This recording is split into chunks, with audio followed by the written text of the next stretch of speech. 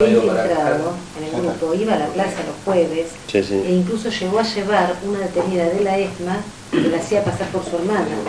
O sea, hicieron todo un trabajo de inteligencia que incluso uno podría decir que este es digamos, fue uno de los actos más terribles y más todo este operativo de inteligencia infiltrándose en Francia, en lo que fue la experiencia hasta el grupo piloto y demás.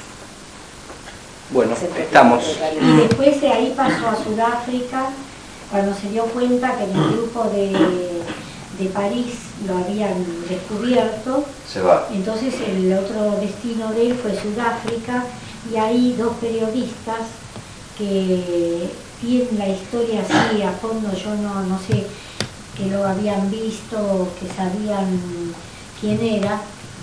Ahí fue cuando lo descubrieron, y entonces de ese destino ya viene acá para que lo manden, que fue cuando dejaron pasar un tiempo, y cuando lo mandaron a las islas Malvinas, el primer intento de copamiento de las islas. A la Georgia.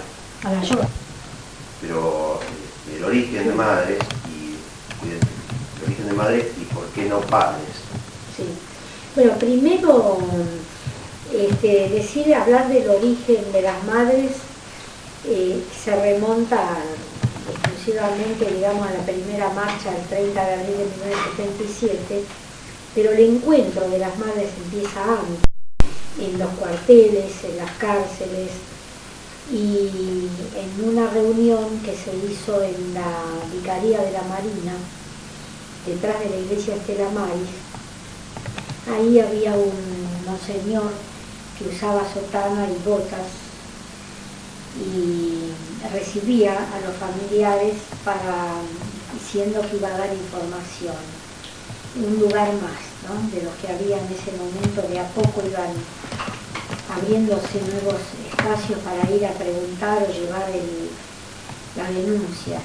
Y entonces, bueno, ahí tenía un fichero, tenía un escritorio, un saloncito, y él atendía ahí. Entonces, cuando uno iba, tomaba nota en una iglesia, en un colegio de la Misericordia. Aquí en Capital. Sí, en Capital. O sea, sigue actuando. Según un tiempo se decía que estaba como loco, pero bueno, lo que es un hipócrita. Era parte del mecanismo de la Iglesia Católica, donde yo digo que la Iglesia Católica no era cómplice de la dictadura, era partícipe, que es muy distinto. Se puede ser cómplice por omisión, por actos de complicidad. No, acá era partícipe. Los capellanes que estaban en los cuarteles estaban todos ligados a ese mecanismo de desaparición, tortura y muerte. La Iglesia bendijo las armas con las que se mató al pueblo, con las que torturaron, bendijo a esos capellanes que acompañaban a sus víctimas hasta el pie del avión, donde las hacían subir para arrojarlas al río o al mar. Este cura, este obispo, no era obispo, era monseñor, que es otra categoría un poco más abajo, ¿no? Atendía y tomaba nota de los reclamos. Entonces decía, bueno, vuelva dentro de 15 días.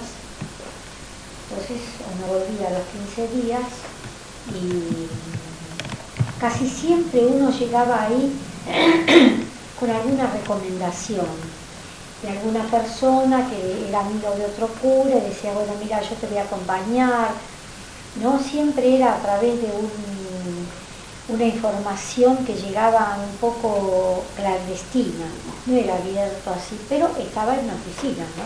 Ahora él a su vez trataba de sacar la información. Claro, entonces él decía, bueno, vuelva dentro de 15 días, ¿no? Entonces decía, señora, ¿qué amigos tiene su hijo? Como para que nosotros podamos averiguar, a lo mejor hay una pista. Desde luego que nosotras, sin saber igual, pero por intuición, muy pocas madres decían ningún nombre, decían, no, yo ni le conozco, los amigos de mi hijo, no sé, porque siempre buscaban a ver sondear, algo más de lo que había sí, hecho. a dónde íbamos nosotras, con quién nos entrevistábamos. Y entonces decía, bueno, vuelva dentro de 15 días a ver si sé algo. Bueno, a los 15 días volvías y decía, a ver, uy, acá hay una crucecita roja tengo, me parece que lo mataron, me parece que no está vivo, pero mire señora, no, vuelva otra vez, que yo voy a seguir investigando. Y bueno, después volvías a los 15 días y decía, bueno, mire señora, mire, su hijo no lo encuentro por ningún lado. Su hijo se lo íbamos también por una vinculación familiar a ver a Monseñor Laguna. En ese momento él estaba en la diócesis de San Isidro y había que pescarlo en el momento que cruzaba de donde vivía a la iglesia, ¿no? Porque no te daba entrevista, entonces yo me acuerdo con María Vela, lo esperábamos en la calle. Bueno, la primera vez que fui porque me llevó un cuñado mío que vivía en San Fernando y un cura de una parroquia muy humilde dijo, bueno, que me iba a acompañar, que me iba a conseguir una entrevista. Fue esa primerita, que ahí fui sola con este familiar mío. Y bueno, y después ya fui como madre, como agrupación, y fui con María Vela a Edar y también esperar que cruzara, que apareciera, porque también no daba fácil de entrevista. Bueno, yo voy a hacer todo lo posible. Bueno, después nos enteramos que él con otros 2 obispos iban los jueves a almorzar con la Junta Militar. Por eso te digo, eran integrantes del sistema de represión. Tenían cargos para esto, para aquello, para lo otro, ya adjudicados. Uno atendía acá, el otro atendía ahí en la calle Paraguay, que está la conferencia episcopal, la oficina de la conferencia episcopal. Entonces ahí atendía Monseñor Galán, y ahí estaba Primatesta en ese momento, después que vino Primatesta pasó de Mar del Plata a Córdoba, de Córdoba estuvo ahí, bueno, sí, cuando los comunicaba un nivel de responsabilidad en relación a la represión, claro, institucional, claro. Y también eso explica, volviendo a la pregunta inicial, el origen de madres, porque en realidad las madres lo que van haciendo es golpear puertas, van a comisarías, van a cuarteles, van a iglesias, van a todos lados pidiendo ayuda ante la impotencia y ante la falta de respuesta a sus reclamos. Y a partir de ir encontrándose las mismas madres en esas mismas colas, empiezan, claro, incluso antes de que funcione como asociación o como grupo, empiezan a funcionar colectivamente, claro, y a conocerse. Vos te vi el otro día y a vos a quién buscás. Sí, y sabés también que ahí justamente en la Vicaría de la Marina, ahí es donde Azucena, Villaflor de Vincenti, estaban encontrándose porque ella tenía su hijo y su nuera desaparecida de noviembre del 76, y hay otras madres del 76, Paquita, bueno, hay Ketty, otras madres, María Rosario, bueno, ahí encontrándose en ese lugar Azucena, que era una mujer que había sido sindicalista, de joven, ¿no? De jovencita, tenía una idea de que había que hacerlo a la luz, eso, que eso de golpear puertas, y da la idea de ir a la Plaza de Mayo. Ella pretendía cierta organización. Ella pretendía a la luz, a cielo abierto la protesta, ¿no?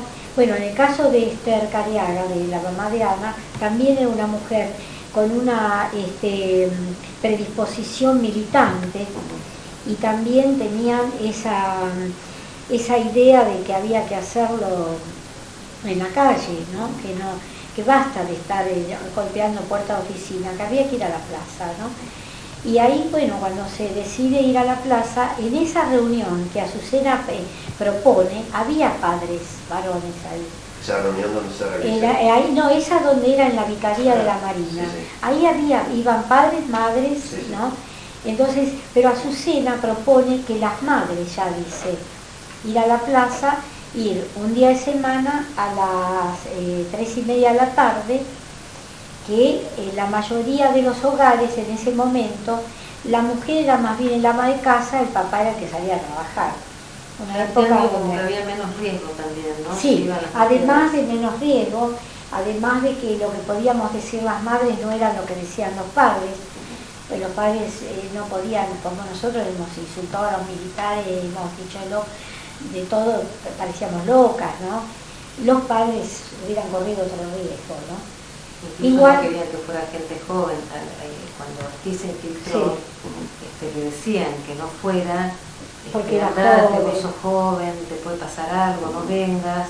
Yo creo que allá en ese plano les debe haber costado infiltrarse, porque las madres protegían a los jóvenes, a los hermanos. Porque era parecida. A Azucena le decía, mira, vos esperame en la esquina de la municipalidad. Esperame ahí que yo te voy a buscar el testimonio y nosotros nos juntamos. Y él irrumpía, así, aparecía en el medio de la plaza. Era hacia el mes de julio del año 77. ¿Ustedes arrancan en la plaza? En el 30 de abril. Cuando llega julio éramos ya un grupo bastante importante. Un día por semana. Sí, primero hay una anécdota muy doméstica, ¿no? Del día.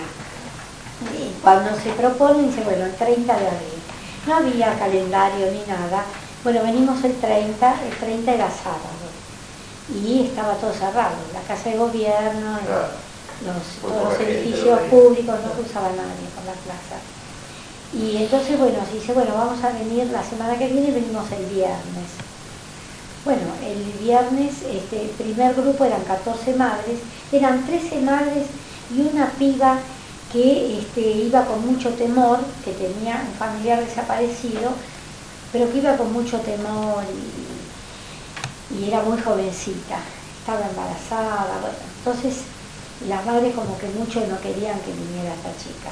Pero bueno, quedó así el viernes. Próximo viernes, bueno, va ese grupo de madres, ya había 2 o 3 más. Al otro viernes, ya era más, porque cada una cuando se encontraba en una oficina pública, Ministerio del Interior o el Episcopado, decían, mira, nos estamos reuniendo en la Plaza de Mayo. Bueno, y entonces, bueno, era viernes. Una madrecita que era católica pero supersticiosa, que se da eso, ¿no? Dice, bien, bastante, dice, viernes, dice, mirá, día con R, trae mala suerte, ¿no? Porque uno pensaba el hijo iba a aparecer la semana que viene, la otra mañana, ¿no? Trae mala suerte, bueno, entonces dice, y bueno, pero entonces queda lunes y jueves. Salta otra madrecita, yo madrecita por esa escena, yo la recuerdo con una emoción, ¿no? De ese juntarse las cabecitas así, bueno, venimos, y a ver, queda lunes y jueves. Ay, salta una vocecita, no, lunes no, porque es día de lavado de ropa. Venimos el jueves, ¿no? Y yo les cuento algo doméstico, ustedes son muy jóvenes, pero los lunes era lavado de ropa, porque los domingos no ibas a lavar ropa, porque no era con lavar ropa que se te seca enseguida. Y entonces en el fondo, en el patio, ahí los domingos había los tallarines, del asadito, no vas a tener toda la ropa colgada. Entonces todas las madres lavábamos los lunes. Entonces como no había que molestar a la familia, la ropa la teníamos que lavar, la teníamos que planchar, teníamos que hacer toda la disparada y quedó jueves. Y a las 3:30, que es la idea de Azucena, era porque era la hora de la bolsa y de los bancos. Ahora se hace todo por abajo y por arriba, ¿viste? Sí, sí. Todos los grandes negocios. Sí, sí. Ahí cruzaba hasta el Sogaray por la plaza. Hasta que nos dimos cuenta y le empezamos a insultar de lo lindo. Y ya trató de dar la vuelta y pasar por otro lado. Iba del Ministerio de Economía a la bolsa, a hacer sus recorridos, ¿no? A colmear. Sí, sí. No. Así que bueno, y quedó los jueves a las 15:30. Y otro detalle también muy espiritual, muy especial, es que cuando empezamos a ir a la plaza, había muchas palomas. y cuando llegábamos nosotras, las palomas volaban y se iban. Ahora llegamos a la plaza, tanto a las palomas, tenemos que decirle con el pie, fuera, fuera, fuera, córranse, porque ahora se ve que las nuevas generaciones de palomas, claro. bueno, juntos, y algunas se los han comido. Contales cómo empezaron a girar algo así. No, Sí. y los padres, ¿por qué no? Y los padres, bueno, no, por esa esa cuestión de que pensábamos que la madre es la madre, intocable, Sí. hasta que igual nos dimos cuenta que las madres fueron tocables. Claro, porque hay un hecho que Pero igual, de cualquier manera, seguimos yendo las madres, aun cuando pasó lo de fin del 77, igual decidimos que lo mismo íbamos las madres. Después empezaron a asomar algunos padres. Ahora vienen padres y madres. Hay una razón que no por trillada es menos cierta, ¿no? Digo, más allá de toda la capacidad de lucha y de reivindicación que puedan tener los hombres como tales, la madre, digamos, durante el embarazo, en la situación de embarazo, es cuando está completa. Digo, si el ser humano es incompleto por definición, estructuralmente, su psiquismo es incompleto, su psiquismo en falta, su psiquismo fallado, podría decir uno, la ilusión de que no es así es cuando la mujer está embarazada. Entonces, literalmente le falta una parte de su cuerpo. Esto es así, literalmente le falta una parte de su cuerpo. Eso es lo que busca. Cuando está la búsqueda de esa parte de su cuerpo, la búsqueda de... Además es como una mutilación. Es contrario a la generación también, ¿no? Sí, sí. Que se muera antes tu hijo que... Sí, que siempre los hijos entierran a los padres. Pero además los padres también... Mira, los padres sufrieron mucho, mucho, y yo te voy a decir que quizá en algunos momentos más que nosotras. Porque, mira, los padres sufrieron la desaparición de su hijo y también sufrieron la separación de la madre en ese núcleo familiar, porque cuando empezamos a salir a la calle, el padre tuvo que empezar a asumir un rol nuevo en su casa, porque nos íbamos a la madrugada y volvíamos a la madrugada, y nos íbamos a la otra madrugada para volver recorriendo cuarteles, cárceles. ¿Y qué pasaba? Los padres también empezaron a prever que un día las madres íbamos a desaparecer. Cuando pasa lo de Esther y lo de Azucena, lo de Mari Ponce de Bianco, se da que se cumple el temor de los padres, eso de que al final nos iban a llevar. Entonces era que se habían llevado el hijo y el temor de que se iban a llevar a la madre. Y bueno, y se cumple. Bueno, el sufrimiento de los padres siempre fue ese sufrimiento en soledad, a veces en el sentido de que como la religión esta judeo-cristiana tiene muchos dogmas, esos de que el hombre no llora, de que después la culpa de la madre que lo dejó hacer lo que quería por culpa tuya que se fue, entonces el padre está con la pena de que el hijo, bueno, ¿por qué estaba militando con ese cargo de conciencia? Y después el no poder llorar y patalear como lo hemos hecho nosotros. Claro. Pero hubo madres que se han golpeado la cabeza contra la pared, que se han tirado al suelo, que gritar, decirle las mil y una maldición a los militares, a los curas, a los políticos.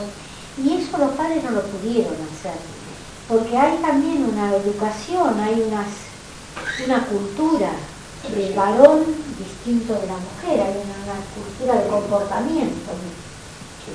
Y lo otro es que también, ante la respuesta de los militares, la fortaleza de la madre no la tienen los padres, de discutirle al militar cuando te decía, bueno señora, su hijo era un perejil, y bueno, en algún momento va a aparecer, y decirles de todo, mira, hasta la palabra cornudos, miren, ustedes son todos unos cornudos, qué sé yo, ¿viste? De cualquier insulto. Cuando el nene fue creciendo y todos los atardeceres le agarraba un llanto brutal, un llanto. Y la madre decía, pero ¿por qué te caprichás? Bueno, a ver qué querés. Mi nuera tiene mucha paciencia, siempre tuvo mucha paciencia con él. Me hace acordar a vos. Bueno, y bueno, venía, a ver qué querés. No, y pataleaba y ¿sabés qué hacía? Se metía debajo de los muebles y se escondía. Como que no lo encontrábamos por ningún lado. Una vez se escondió. Bueno, lo sacábamos de abajo del moldecito de la cocina, bueno, vení, hasta que se le pasaba. Pasaba una hora de llanto y llanto y llanto. Otra vez se escondió debajo de una cama y se puso bien pegado a la pared que no lo veíamos. Bien pegado, no lo encontrábamos, ¿no? Y viajó, tu papá ya va a venir, pero ¿qué pasaba? En ese tiempo yo viajaba también, íbamos al exterior, íbamos a pedir. Entonces, ¿qué pasaba? El nene sabía que la abuela se iba, llamaba por teléfono, y hola, ¿cómo están? Y qué sé yo, bueno, ahora, ¿cómo te va, Gami? Hablaba con él, y como el papá estaba tan lejos y no llamaba. Claro. Entonces, bueno, era de llanto. Yo, bueno, un día dije, mira, digo, acá hay que decirle a Damián la verdad, que no teníamos ni nosotros, pero claro, decirle que estaba desaparecido. Sí, obvio. Bueno, que no sabíamos dónde estaba, que se lo habían llevado, y bueno, a medida que la madre con su dulzura y con su equilibrio le fue diciendo, esa escena de todos los días a la tarde terminó. Fue eso, claro. Se ve que ¿cuántos años tenía? 3 años, con 3 años. Entonces, hasta los 3 años, de los 2 a los 3, fue toda esa cosa intuitiva de que, bueno, él también tenía que desaparecer. No estaba su papá, él tenía que desaparecer. Así que por eso digo que la desaparición es un crimen tan brutal que no hay... cada persona lo elabora como puede, como quiere a veces, porque también hay una voluntad de decir en un momento, hay madres que dijeron, bueno, yo tengo que darla por muerta a mi hija, porque yo no puedo pensar que todos los días la siguen torturando. O sea, mi sobrino, que era un bebé, el bebé de la familia, el primer bebé, y esto, digamos, perdura todo el tiempo, el hecho de no querer que tu ser querido esté sufriendo. Y el tema de la desaparición prolonga ese sufrimiento. Yo le contaba a Norita hoy que el sábado hicimos una visita, entre comillas, familiar a la ESMA. Y fuimos a ver el lugar donde había estado mi mamá.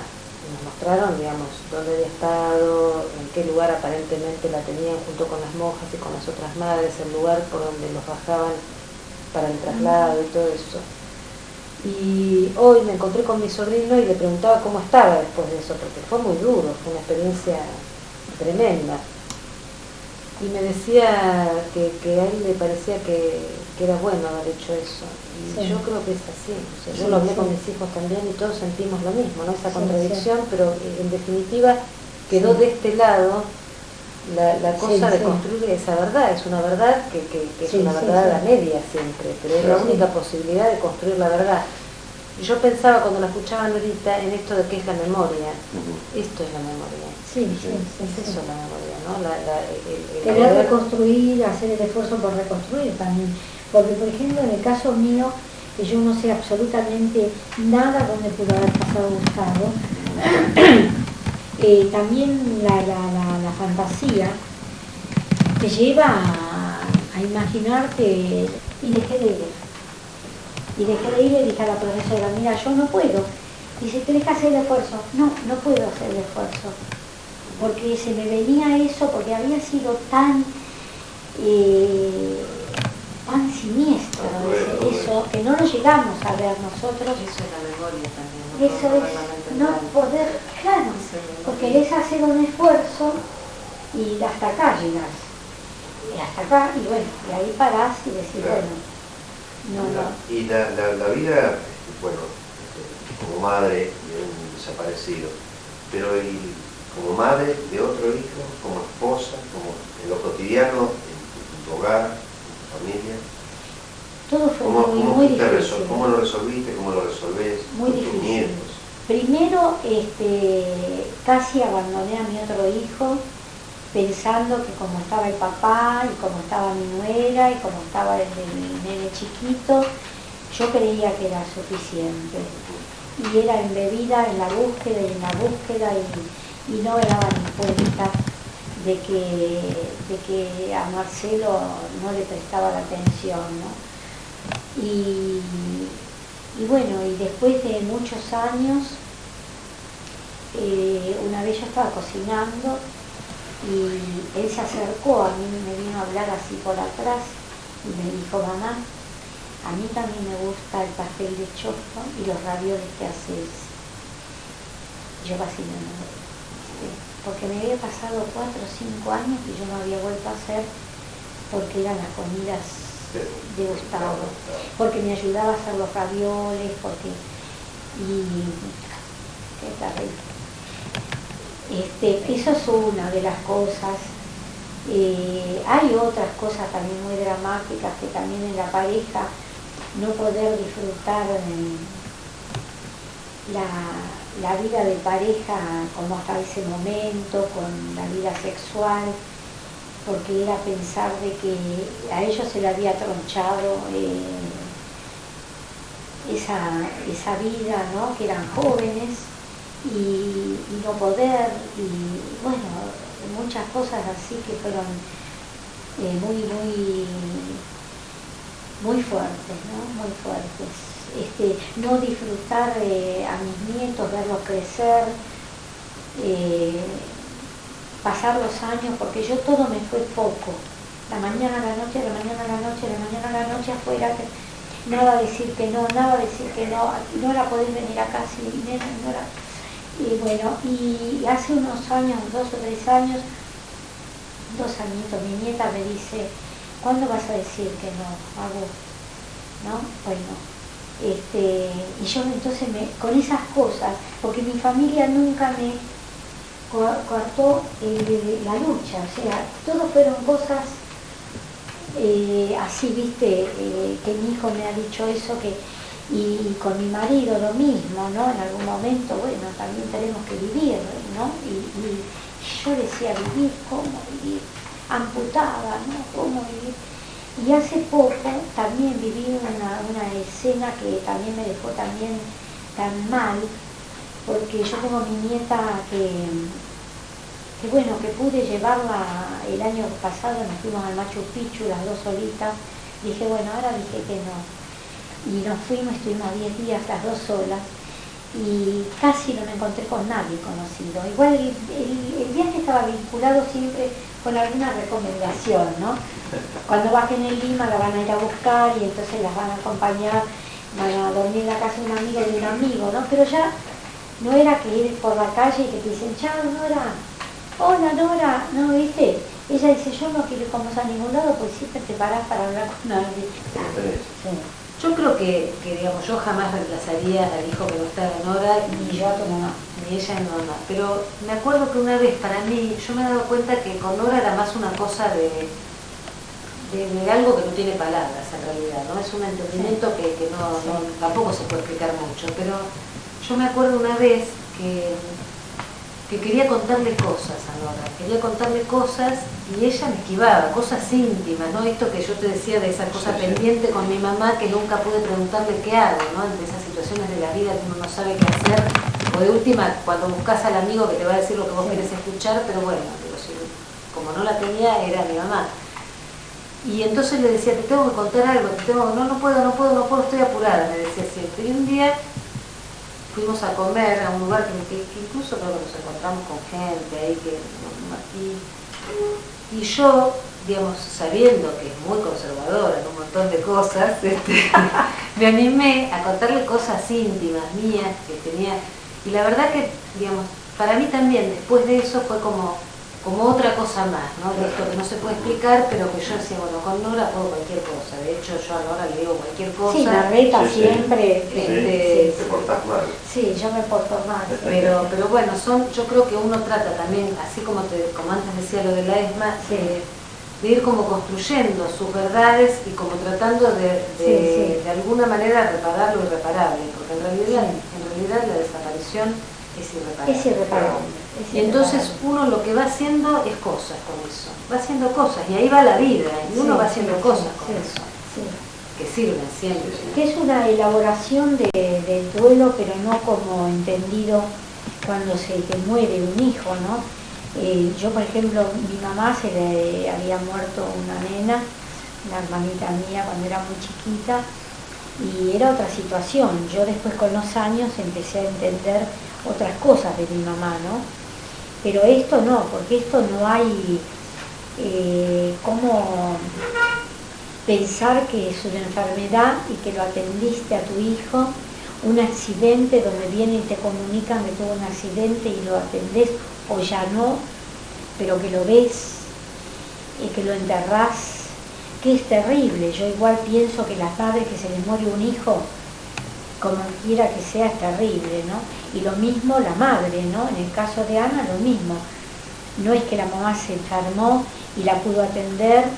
No, la desaparición es una cosa que tampoco es abstracta, porque esto no es abstracto. Esto es, había una persona con la que vos estabas y bueno, y no está más, no la vas a ver más. Pero además, es como que uno no estaba preparado nunca para esta situación. Yo 20 veces le decía a mi nuera, yo decía, mira Ana, yo me podía imaginar cualquier cosa en mi vida, pero yo que no lo voy a ver más a Gustavo, yo no me puedo imaginar.